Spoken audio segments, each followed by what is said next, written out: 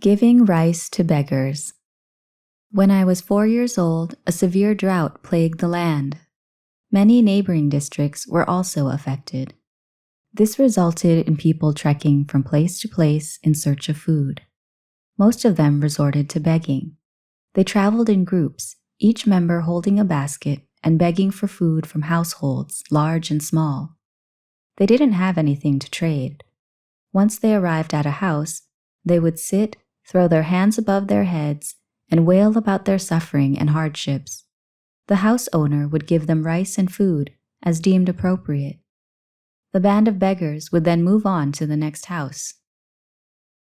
One day, I remained home with my younger sibling, who was a small child, as my parents and older siblings went out in search of kindling.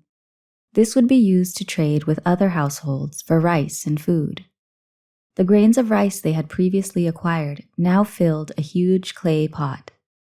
That day, a band of 5 beggars came to ask for rice. They sat in front of the house, raised their joined palms at their chests, and asked for rice. They spoke of their hunger and suffering. I felt so bad for them that I invited them up to the house. I scooped up the rice from the huge clay pot and emptied it into the baskets of each of the 5 beggars.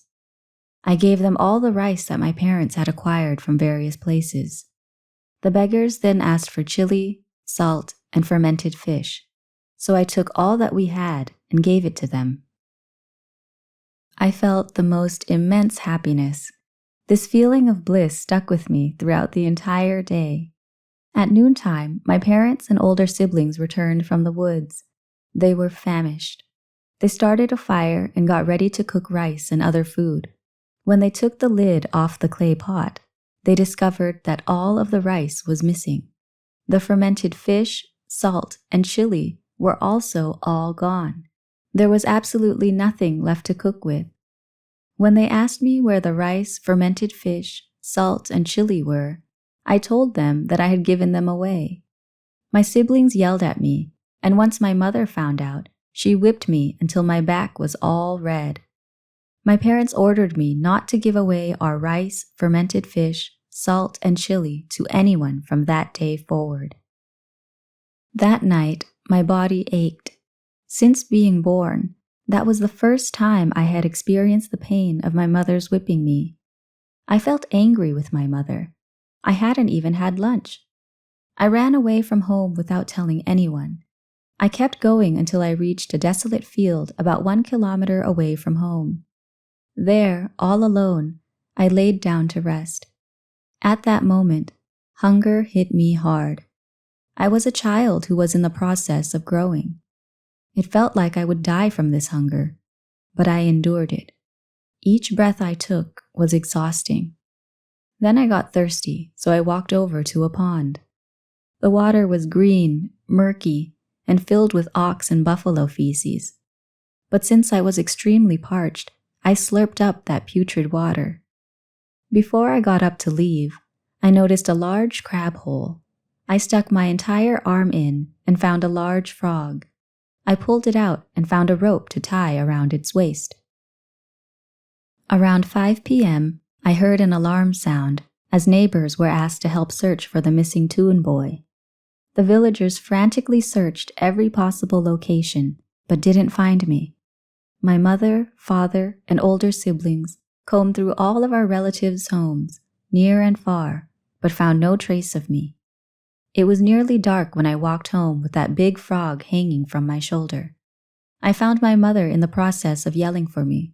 She was yelling, "From now on, I will never hit you again. Please, just come home." At that moment, I poked my face out so she could see me. She ran over and threw her arms around me. I knew that she really missed me. She only hit me because she was momentarily overcome with anger. I ran away because I was also momentarily overcome with anger. Thereafter, we went back to being a loving household.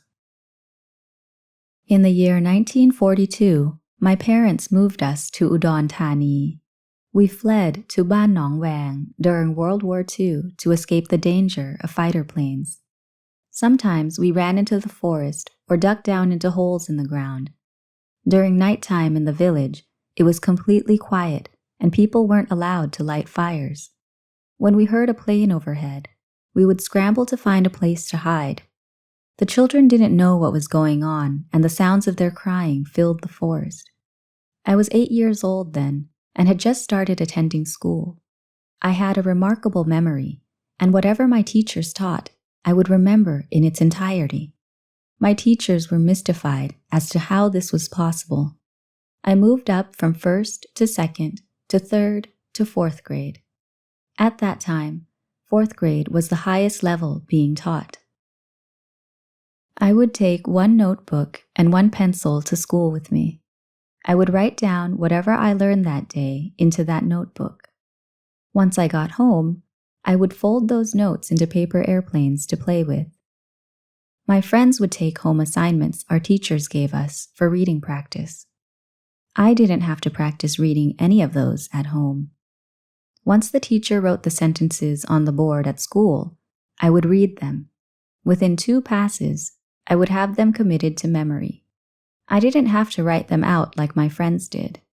One day, the teacher wrote a sentence on the board and made us all copy it down. I had no way out, so I took my pencil and scribbled into my notebook. The teacher asked if I had written down the sentence. I responded that I had. The teacher then called me up to the front and asked me if I could read what I wrote.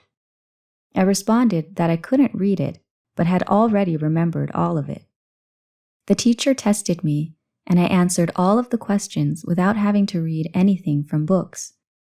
I was especially skilled when it came to mathematics. I never made a mistake when it came to addition, subtraction, multiplication, or division. In elementary school, in 4th grade, I became a teacher to assist with kindergarteners and 1st graders. I taught the children nearly every day. It was not difficult to be a student teaching other students. I was good at it. For all types of sports, I was number 1 in our school, village, sub-district, and province. I knew how to make my peers happy. I didn't know how to steal. Whenever I found something, I would take it to the teachers so that the rightful owner could come to claim it.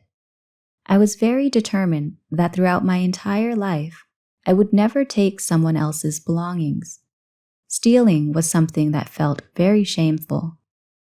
I didn't have what it takes to steal from someone. It made it so that my peers loved and trusted me. Whenever an issue arose between classmates, I would be the one to step in and resolve it. I would speak in a way that called upon reason.